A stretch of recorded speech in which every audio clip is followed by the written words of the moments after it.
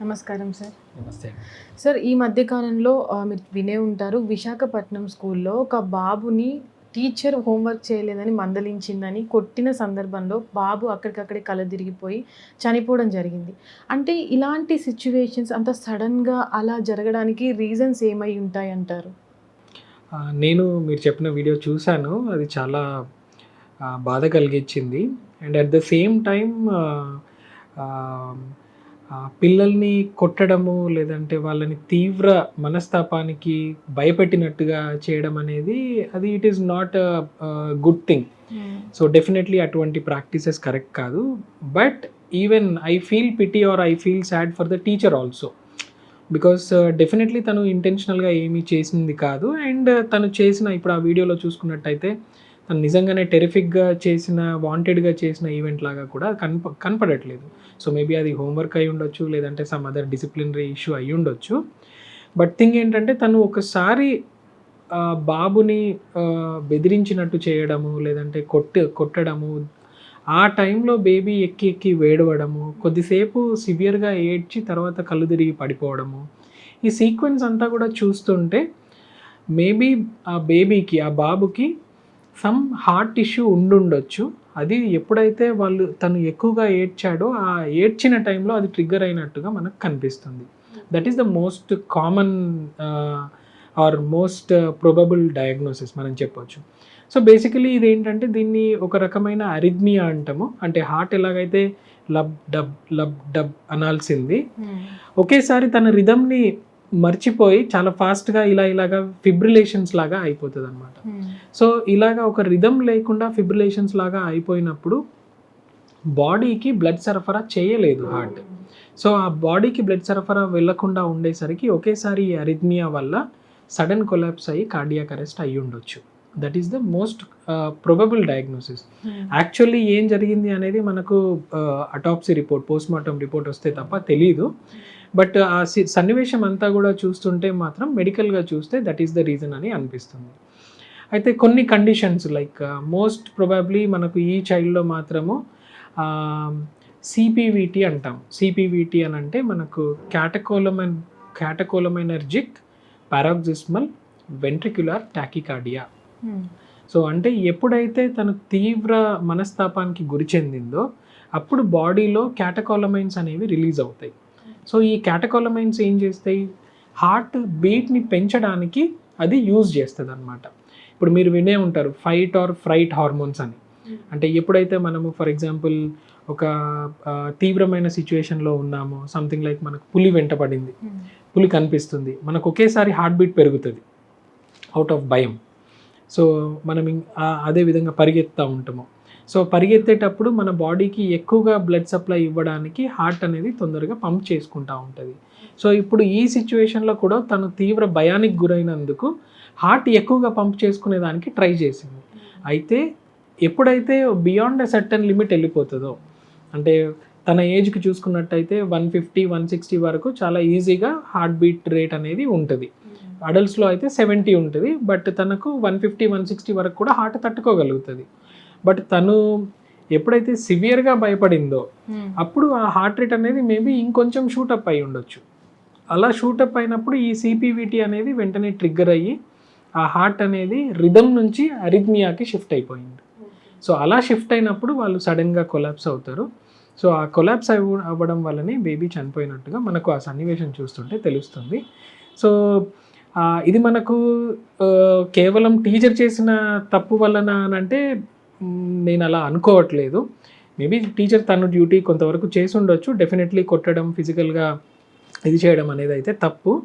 But అది చాలా unfortunate. ఆ చైల్డ్లో అటువంటి కండిషన్ ఉండడము, అది తను బెదిరించినప్పుడే అలా జరగడము, దానివల్ల పాప ప్రాణాలు కోల్పోవడం జరిగినట్టు కనిపిస్తుంది. సార్ అంటే ఈ పాప ఇష్యూలో ఏదైనా మేబీ హార్ట్ డిసీజ్ ప్రాబ్లం ఉండొచ్చు అని మీరు అంటున్నారు. అంటే ఓన్లీ హార్ట్ డిసీజ్ ఉన్న వాళ్ళకి ఇలా అవుతుందా, భయపడ్డప్పుడు ఇలా జరగడం కానీ, ఇంకా ఏదైనా చిన్న చిన్న ఇష్యూస్ ఉన్నప్పుడు కానీ ఒకవేళ ఇలా భయపడ్డప్పుడు అంటే ఇలాంటివి జరిగే అవకాశం ఉంటుందా? ఇంకొక 2-3 థింగ్స్ కూడా ఉన్నాయి. సో యూజువల్లీ ఇంకొకటి ఏంటంటే మనకు బ్రెత్ హోల్డింగ్ స్పెల్ అంటాము. అంటే కొంతమంది మనం చూస్తాము ఏడ్చి వాళ్ళు ఊపిరి పడతారు.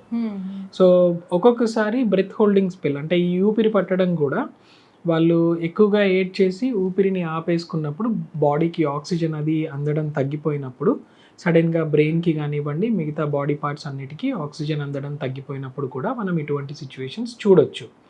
బట్ ఆ వీడియోలో మనకు అలా లేదు, తను ఏడ్చి ఒకేసారి ఊపిరి పట్టినట్టు కనపడట్లేదు. అండ్ మోర్ ఓవర్ ఎప్పుడైతే ఇలా ఊపిరి పట్టడం అంటే బ్రెత్ హోల్డింగ్ స్పెల్స్ జరిగినప్పుడు వాళ్ళు కొద్దిసేపటి తర్వాత కాన్షియస్నెస్ వచ్చేస్తుంది వాళ్ళకి. మహా అంటే ఒక్కొక్కసారి కొంతమందిలో ఫిట్స్ రావచ్చు కొద్దిసేపు, బట్ ఆ తర్వాత వాళ్ళు స్పృహలోకి వచ్చేస్తూ ఉంటారు. బట్ తనలో అలా జరగలేదు. సో మేబీ ఆ బ్రెత్ హోల్డింగ్ స్పెల్ కూడా అయి ఉండకపోవచ్చు. ఇంకొకటి ఏంటంటే వాళ్ళు ఎప్పుడైతే ఇలా ఎక్కువగా ఏడుస్తూ ఉంటారో, ఎక్కువగా హార్ట్ రేట్ పెరుగుతుందో అప్పుడు వాళ్ళల్లో కూడా బీపీ అనేది పెరుగుతుంది. సో మేబీ తనలో మనకు ఇంతకుముందు తెలియకుండా బ్రెయిన్లో ఏమైనా చిన్న అన్యూరిజమ్స్ కానీ బెలూనింగ్, అంటే అన్యూరిజం అంటే రక్తనాళం కొంచెం వీక్ అయిపోయి ఉబ్బిపోయి ఉండడం.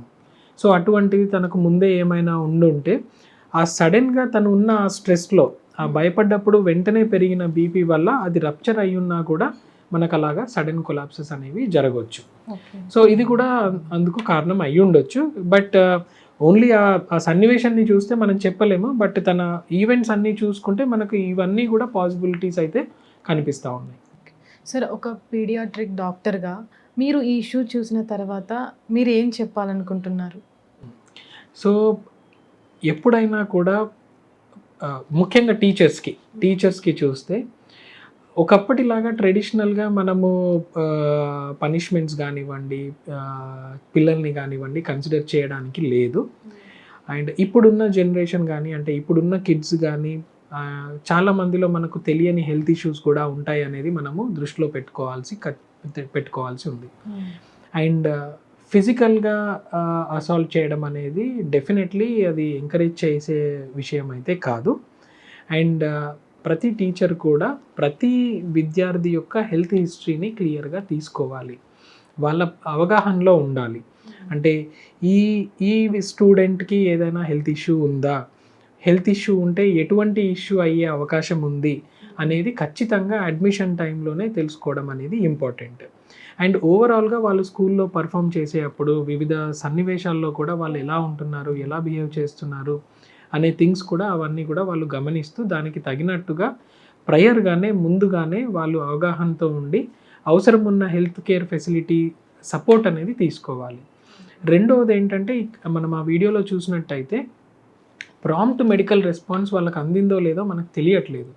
బట్ ప్రతి స్కూల్లో ముఖ్యంగా ఎప్పుడైతే ఇంతమంది పిల్లలు ఉంటారో సడన్గా ఎవరైనా కొలాప్స్ అయితే ఏం చేయాలి అనే ఒక బేసిక్ మెడికల్ నాలెడ్జ్ అనేది ప్రతి టీచర్స్కి, ప్రతి స్కూల్లో ఉన్న కేర్ గివర్స్కి కూడా అవసరము. సో నన్ను అడిగితే pediatric life support, pediatric advanced life support అనే వర్క్షాప్స్ ఉంటాయి. అందులో ఎప్పుడైతే పిల్లలు ఇలా సడన్గా కొలాప్స్ అవుతారో వాళ్ళని ఏ విధంగా బేసిక్గా మనము సిపిఆర్ ఇవ్వడం కానివ్వండి, లేకపోతే మౌత్ టు మౌత్ బ్రీతింగ్ ఇవ్వడం కానివ్వండి, అది ఎలా చేయాలి, ఎటువంటి కండిషన్స్లో చేయాలి, అది చేస్తే మనకు ఎంతవరకు లాభం ఉంటుంది, చేసే ప్రొసీజర్ ఏంటి అనేది ప్రతి టీచర్కి అండ్ స్కూల్లో ఉండే స్టాఫ్కి నేర్పించడము చాలా అవసరము. అండ్ మనకు ఈ ఇన్సిడెంటే దానికి ఒక ఉదాహరణ. సార్, అంటే ఈ ఇన్సిడెంట్లో పీసీఆర్ చేసినట్లయితే ఒకవేళ ఏమైనా ఛాన్స్ ఉండే అవకాశం ఉండేదా? 100% ఉంటుందని అయితే చెప్పలేము. బట్ డెఫినెట్లీ మనము సిపిఆర్ చేసి ఉంటే సమ్ ప్రొబబిలిటీ మాత్రం డెఫినెట్లీ ఉండేది. ఎందుకంటే అరిథ్మియాల్లో డిఫరెంట్ టైప్స్ ఉంటాయి. అంటే కొన్ని ఫిబ్రిలేషన్స్ అనుకోండి, ఫిబ్రిలేషన్స్ టైప్ ఆఫ్ అరిథ్మియా ఉంటే కేవలం సిపిఆర్ చేస్తే మనకు వాళ్ళు రివర్ట్ బ్యాక్ అవ్వకపోవచ్చు. బట్ అదే కొన్ని other tachycardia followed by asystole జరిగిందనుకోండి, సిపిఆర్ చేస్తే డెఫినెట్లీ కంప్లీట్లీ నార్మల్ అవ్వకపోయినా ప్రాణం ఇంకొద్దిసేపు మనకు టైం ఇచ్చేది. అంటే హాస్పిటల్కి వెళ్ళే అంత టైం అయినా మనకు దొరికి ఉండేది. సో డెఫినెట్లీ ఆ ట్రైనింగ్, ఆ క్రిటికల్ సిచ్యువేషన్లో ఎలా బిహేవ్ చేయాలి అనేది, ఆ ట్రైనింగ్ అనేది మాత్రం ప్రతి స్కూల్ టీచర్కి, స్టాఫ్కి ఖచ్చితంగా అవసరము. అండ్ ఈ ఇన్సిడెంట్తో అందరూ కూడా రియలైజ్ అయ్యి proper training for the teachers అనేది తీసుకుంటే మాత్రం డెఫినెట్లీ ఇట్లాంటివి మళ్ళీ ఇంకోసారి జరగకుండా, ఒకవేళ జరిగినా తగిన విధంగా ఎలా మనం రెస్పాండ్ అవ్వాలి అనే దాన్ని అయితే మనం చూసుకోవచ్చు. హిట్ టీవీ యాప్, ఇందులో short news, live news, entertainment shows, movies, digital magazines తో పాటు మీ జిల్లా వార్తలను కూడా ఫ్రీగా చూడొచ్చు. ఇంకెందుకు ఆలస్యం, వెంటనే హిట్ టీవీ యాప్ ని డౌన్లోడ్ చేసుకుని ఫ్రీగా ఎంటర్టైన్మెంట్ పొందండి. Hit TV app. Hit TV app. Please download Hit TV app. Hit TV యాప్ని ఫ్రీగా డౌన్లోడ్ చేసుకొని ఎంజాయ్ చేయండి. మీకు నచ్చిన ఎంటర్టైన్మెంట్ కోసం హిట్ టీవీ యాప్ ని ఫ్రీగా డౌన్లోడ్ చేసుకుని ఎంజాయ్ చేయండి. హిట్ టీవీ యాప్ని డౌన్లోడ్ చేసుకుని ఆస్వాదించండి, ఆశీర్వదించండి. ఇంతమంది సెలబ్రిటీలు హిట్ టీవీ యాప్ ని డౌన్లోడ్ చేసుకోండి అని చెప్తున్నారంటే ఎంత మంచి యాప్ ఆలోచించండి. అమెరికా అమెరికా అమెరికా అమెరికాలో చదవాలనుకునే వాళ్ళకి విశ్వసనీయమైన పేరు మన శౌర్య కన్సల్టెన్సీ. UK లో 1 year masters. UK లో 1 year masters. 2 years work permit up to 5 years visa. Contact Saurya Consultancy. Contact 89851 89851.